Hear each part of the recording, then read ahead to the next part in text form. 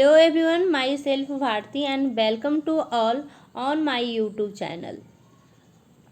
आज की जो वीडियो है हमारा वो चाइल्ड डेवलपमेंट एंड साइकोलॉजी का जो सीटेट एग्ज़ाम के लिए जो क्वेश्चन पुट किया जाता है उसके अगर हम सिलेबस के अकॉर्डिंग देखें तो ये हमारा चैप्टर 3 है जो कि आनुवांशिकता एवं वातावरण का प्रभाव नाम दिया गया है।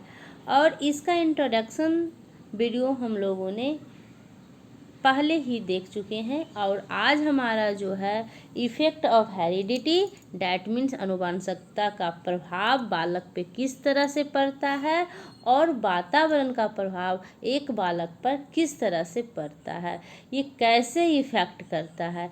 जैसा कि हम सभी जानते हैं कि आनुवांशिकता क्या है, तो आनुवांशिकता शारीरिक तथा मानसिक विशेषताओं का माता पिता से संतानों में स्थानांतरण होना आनुवांशिकता है।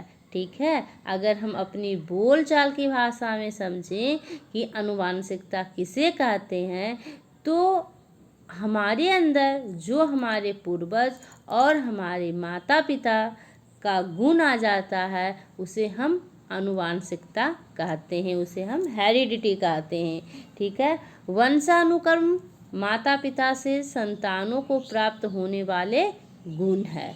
ठीक है, वंशानुक्रम क्या है, माता पिता या पूर्वजों से जो उनके संतानों में प्राप्त होता है उसे ही वंशानुक्रम और आनुवांशिकता कहते हैं। ठीक है,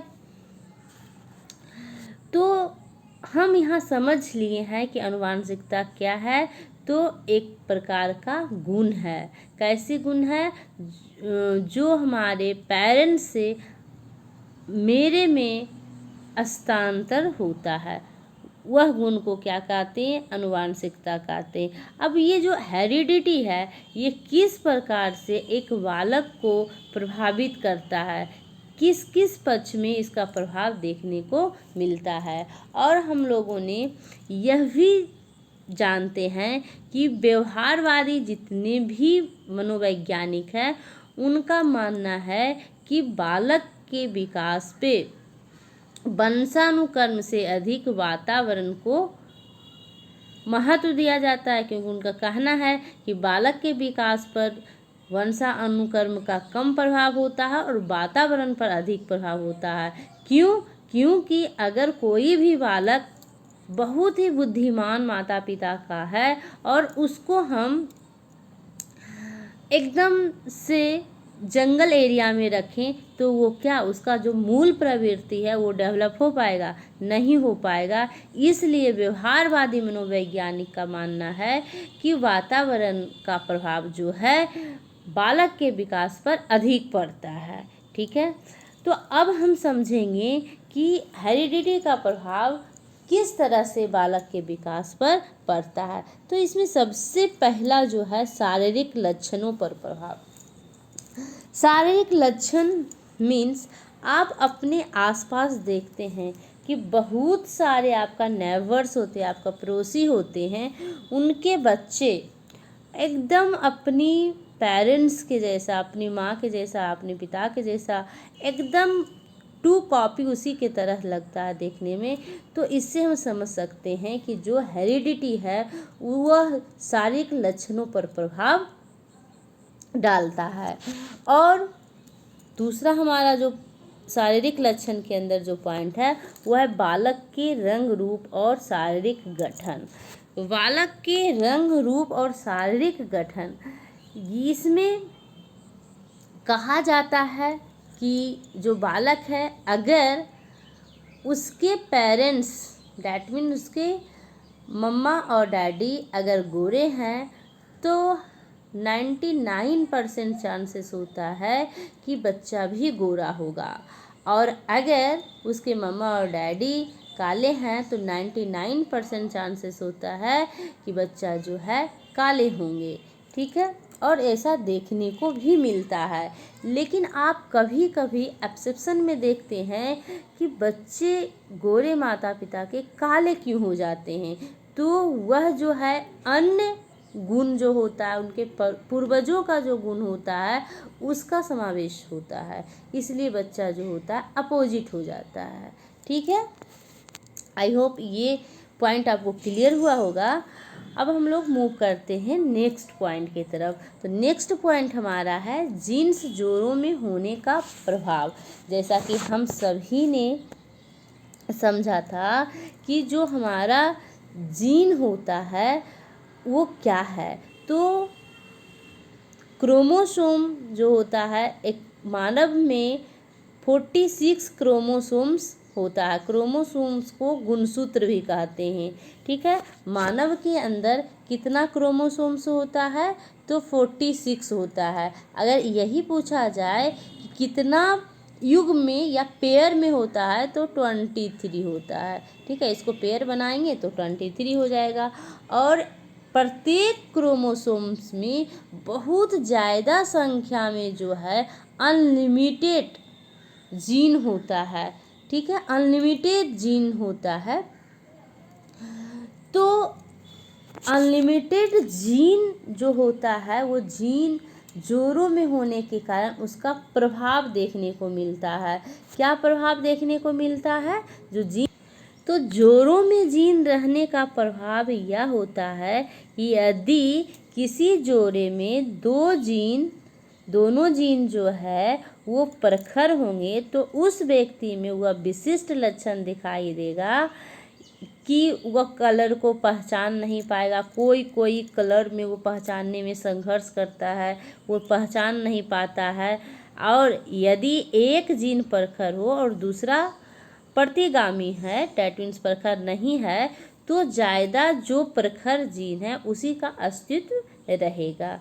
ठीक है, तो जो जीन जो है जोड़ों में होने के कारण ही यह जो कलर के नहीं पहचाने, कुछ ऐसे कलर होते हैं जिसको बच्चा नहीं पहचान पाता है या मानव नहीं पहचान पाता है। बच्चा ही ऐसा नहीं होता है, व्यक्ति भी होते हैं कि बड़े हो जाएंगे लेकिन उनको कोई ऐसा कुछ कलर होता है जो उनको डिफरेंट पता नहीं लगता है, उनको सेम ही लगता है।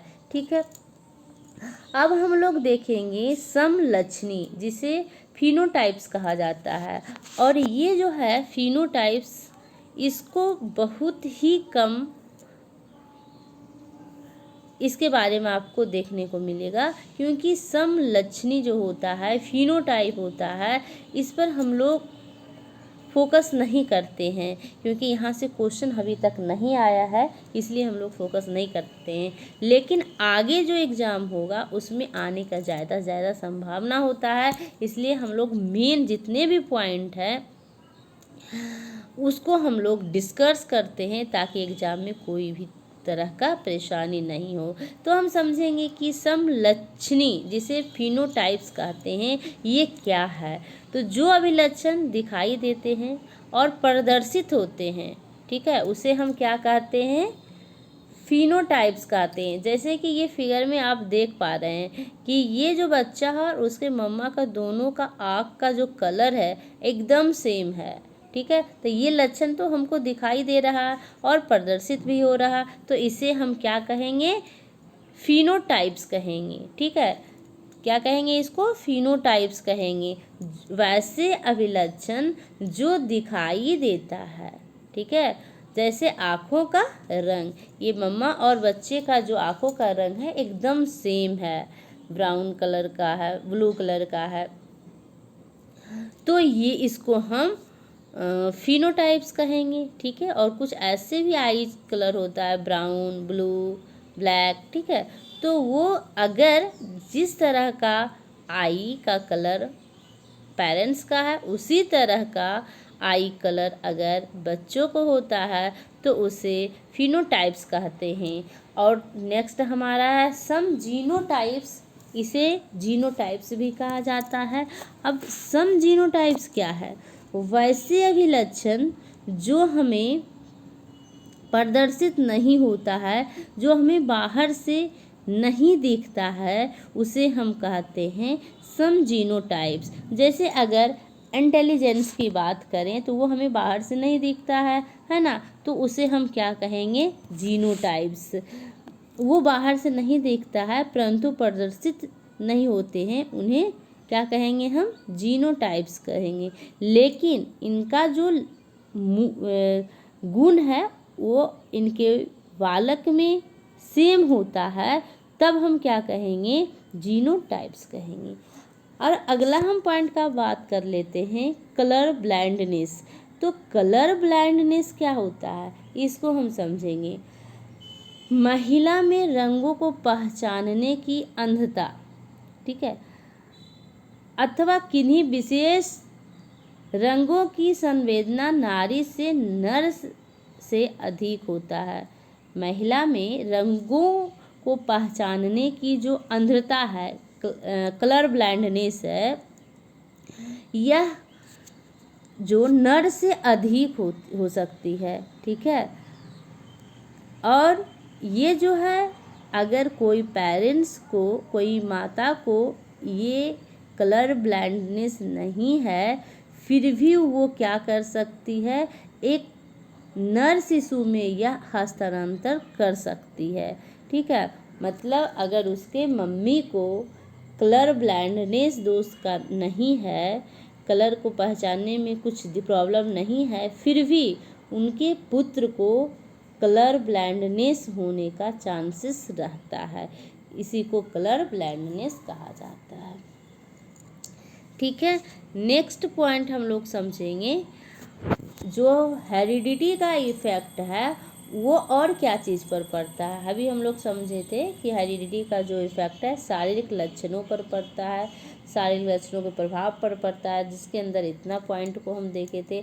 अब जो हेरिडिटी का इफेक्ट है वो बुद्धि पर भी पड़ता है, तो इंटेलिजेंस पर भी पड़ता है। अब पहले हम समझ लेते हैं कि बुद्धि आखिर किसे कहते हैं। हम लोग सभी जानते हैं इंटेलिजेंस, बुद्धि, लेकिन बुद्धि कहते किसे हैं? तो बुद्धि एक क्या है? सीखने की योग्यता है, या तो समायोजन की योग्यता है, या तो फिर डिसीजन लेने की क्षमता है। यही सब क्या है? हमारी बुद्धि है। तो बुद्धि को अगर एक लाइन में हम बोले तो बुद्धि को अधिगम की योग्यता कहा जाता है, बुद्धि समायोजन की योग्यता है, निर्णय लेने की क्षमता इत्यादि सब क्या है? बुद्धि है। और जिस बालक के सीखने की गति अधिक होती है उसका मानसिक विकास भी क्या होता है? तीव्र होता है, ठीक है। बालक अपने परिवार, समाज एवं विद्यालय में अपने आप को किस तरह से समायोजित करता है या उसकी बुद्धि पर डिपेंड करेगा, ठीक है। जितना अधिक उसमें बुद्धि रहेगा उतना अच्छा से वो समायोजन कर लेगा, उतना जल्दी वो कोई चीज़ को सीख लेगा। तो ये हमारी बुद्धि कहलाती है।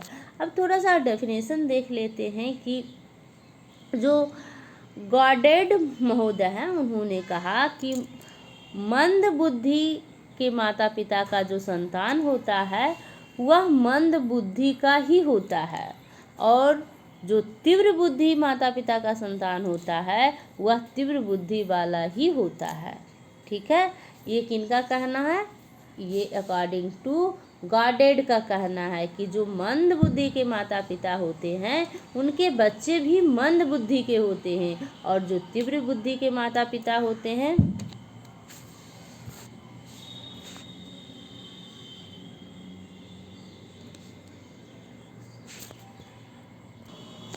वो तीव्र बुद्धि के होते हैं, ठीक है। तो हम लोगों ने अभी तक क्या समझा कि जो हेरिडिटी है वो किस तरह से प्रभाव डालता है एक बालक के अंदर। तो शारीरिक लक्षणों पर प्रभाव डालता है और बुद्धि पर प्रभाव डालता है। नेक्स्ट हम लोग समझेंगे वातावरण संबंधी कारक। तो वातावरण संबंधी कारक जो है, वातावरण किस तरह से बालक पर प्रभाव डालता है, तो इसके अंदर जो पॉइंट है वो पहला है फिजिकल फैक्टर। वातावरण का जो सबसे पहला फैक्टर है वो फिजिकल है। इसके अंदर हम क्या देखते हैं? फिजिकल फैक्टर को हम कैसे समझ सकते हैं? तो अगर कोई आदमी, आप दो देश के आदमी को ले लीजिए, जहाँ एक देश में क्या होता है, मान लीजिए कि ए एक देश है और बी दूसरा देश है, ठीक है। तो ए जो देश है यहाँ पर गर्मी हॉट ज़्यादा होता है, ठीक है, और यहाँ कोल्ड ज़्यादा है, ठंडा ज़्यादा है, ठीक है, यहाँ गर्मी ज़्यादा है और यहाँ ठंडा ज़्यादा है। तो जो गर्मी प्रदेश होगा, जो गर्म स्थल होंगे, वहाँ का आदमी कैसा होगा? गर्म स्थल का जो आदमी होता है काला होता है, चिड़चिड़ेपन स्वभाव का होता है। लेकिन अगर हम बात करें ठंडा जगह का, ठंड प्रदेश का, तो वहाँ का आदमी गोरे होते हैं, ज़्यादा लंबे होते हैं और बुद्धिमान होते हैं, स्वस्थ भी होते हैं, ठीक है। तो ये जो फिजिकल फैक्टर है इस तरह से एक मानव पर इफ़ेक्ट डालता है। दूसरा हम लोग देख रहे हैं सोशल फैक्टर। जो सामाजिक कारण है वो एक बालक पर किस तरह से अपना प्रभाव देता है। तो ये बहुत इजी तरह से हम समझ सकते हैं कि जिस तरह से हमारा समाज रहता है उसी तरह से हमारा रहन सहन, परंपराएं और धार्मिक कृति, रीति रिवाज, ये सब हम अडॉप्ट कर लेते हैं, ठीक ना। और मनुष्य के शारीरिक, मानसिक और भावात्मक एवं बौद्धिक विकास को किसी न किसी ढंग से ये अवश्य ही प्रभावित करता है, ठीक है। मान लिया जाए कि आपको सामाजिक जो वातावरण है वो एक अशिक्षित वाला मिला हुआ है, तो आपको वो समाज प्रभावित करेगा, ठीक है। नेक्स्ट पॉइंट हम देखते हैं इकोनॉमिकल फैक्टर।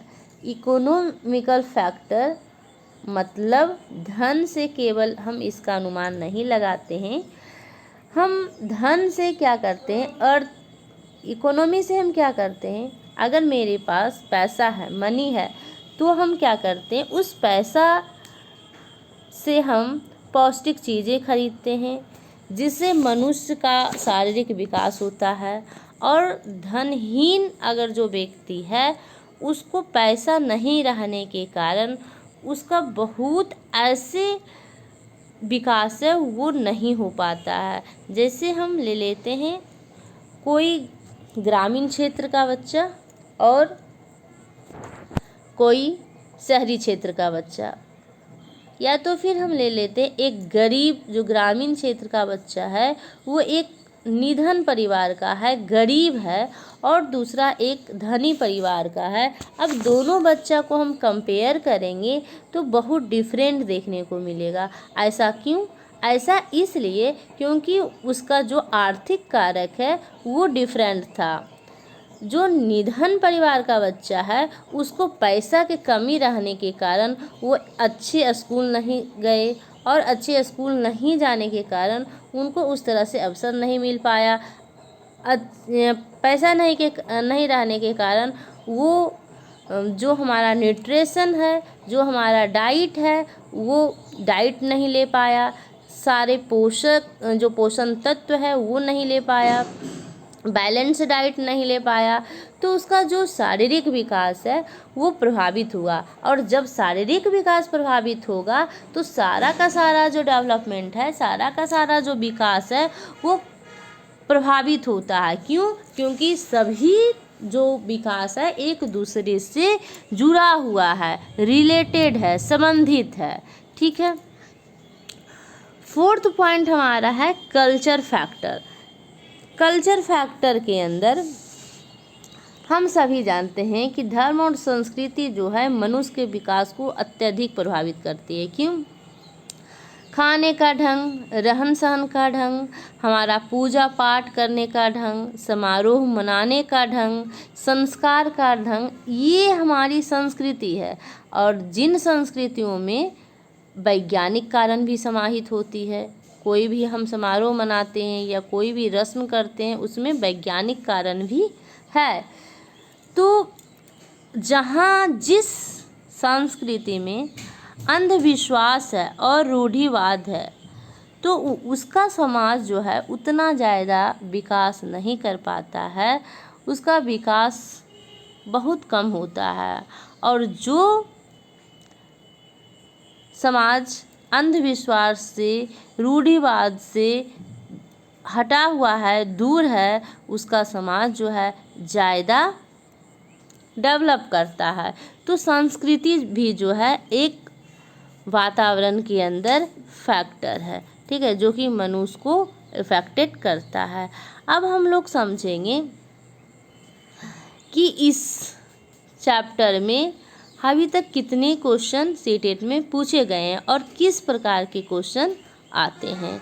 तो देखिए, सबसे पहला हमारा है प्राकृतिक पालन पोषण वाद विवाद के संदर्भ में निम्नलिखित में से कौन सा कथन आपको उपयुक्त प्रतीत होता है। सीटेट 2015 में ये क्वेश्चन पूछा गया है। तो हम सभी जानते हैं कि प्राकृतिक पालन पोषण वाद विवाद के संदर्भ में हम किसी को भी नहीं कह सकते हैं कि ये जो डेवलपमेंट है उस पे हेरिडिटी का ज़्यादा रोल है और इस एरिया का डेवलपमेंट में वातावरण का ज़्यादा रोल है। दोनों मिला हुआ है, दोनों एक दूसरे से अभिन्न रूप से गुथे हुए हैं, जिसको हम अलग नहीं कर सकते हैं, ठीक है। तो इसका जो सही आंसर होगा वो होगा 4। सेकेंड नंबर क्वेश्चन है शिक्षार्थियों को सबसे कम प्रतिबंधित विद्यालय वातावरण में रखने के माध्यम से विद्यालय डैश। फर्स्ट ऑप्शन दिया है लड़कियों और अलाभान्वित वर्गों के लिए शैक्षिक अवसरों का सम्मान करता है। सेकेंड, वंचित वर्ग के बच्चों के जीवन के सम्मान करता है, जो इन बच्चों के समुदायों और अभिभावकों के साथ विद्यालय के संबंध में बढ़ा रहा है। थर्ड है विज्ञान मेला और प्रश्नोत्तरी जैसे गतिविधियों में अलाभान्वित वर्ग के बच्चों की भागीदार बनाता है। फोर्थ है दूसरे बच्चों को संवेदनशील बनाता है और कि वे अलाभान्वित बच्चों को दबाएं नहीं और उन्हें नीचा ना दिखाएं। तो विद्यार्थियों को सबसे कम प्रतिबंधित विद्यालय वातावरण में रखने के माध्यम से हम दूसरे बच्चों को संवेदनशील बनाते हैं कि वे अलाभान्वित जो बच्चों हैं उसको ना दबाएं, ठीक है, उन्हें नीचा ना दिखाएं, इसलिए हम ऐसा करते हैं।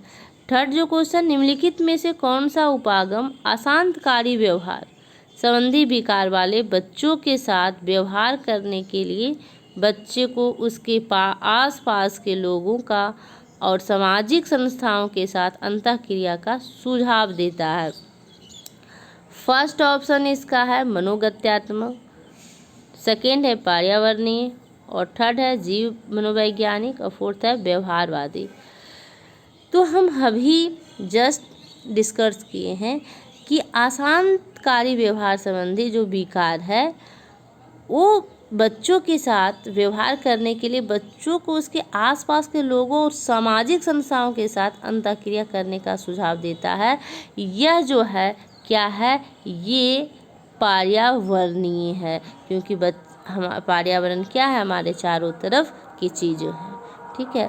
4 मानवीय विकास को आनुवांशिकता एवं परिवेश की भूमिका के संदर्भ में निम्नलिखित में कौन सा कथन समुचित है। तो मानवीय विकास में हेरिडिटी और परिवेश जो है वातावरण की बात कर रहा है, इन्वायरमेंट की बात कर रहा है, तो इनमें से कौन सा समुचित है, ये क्वेश्चन 2014 में पूछा गया था।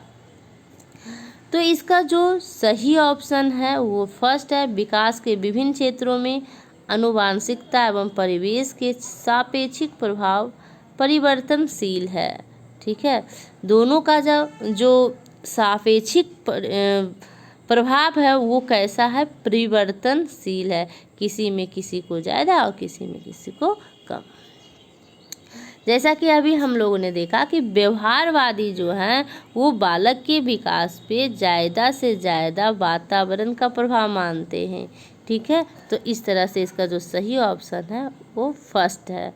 नेक्स्ट जो क्वेश्चन हमारा है 5 नंबर, बच्चे के विकास में आनुवांशिकता और वातावरण की भूमिका के बारे में निम्नलिखित में कौन सा सत्य है।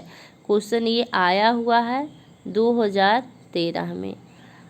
फर्स्ट ऑप्शन है आनुवांशिकता और वातावरण दोनों एक बच्चे के विकास को 50-50% योगदान करते हैं।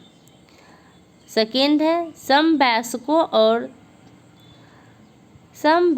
और पितृक का सापेक्ष योगदान योगात्मक नहीं होता है। आनुवांशिकता वातावरण एक साथ परिचालित नहीं होती है। सहज रुझान वातावरण से संबंधित, जबकि वास्तविक विकास के लिए आनुवांशिकता जरूरी है।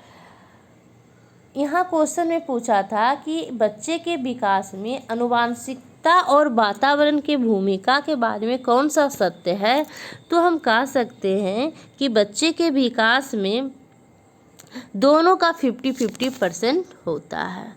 ठीक है, तो इसका जो सही ऑप्शन होगा फर्स्ट होगा। 6 नंबर क्वेश्चन है व्यक्तित्व विकास में डैश एक महत्वपूर्ण भूमिका का निर्वाह करता है। तो व्यक्तित्व विकास में क्या चीज़ ज़्यादा रोल देता है, तो हम सभी जानते हैं कि व्यक्तित्व का विकास में इन्वायरमेंट और हेरिडिटी दोनों का मिश्रण है, दोनों की मिला हुआ भूमिका है और किसी को हम अलग नहीं कर सकते हैं। निम्नलिखित 7 नंबर क्वेश्चन है निम्नलिखित में से कौन सा मुख्य रूप से आनुवांशिकता संबंधी कारक है।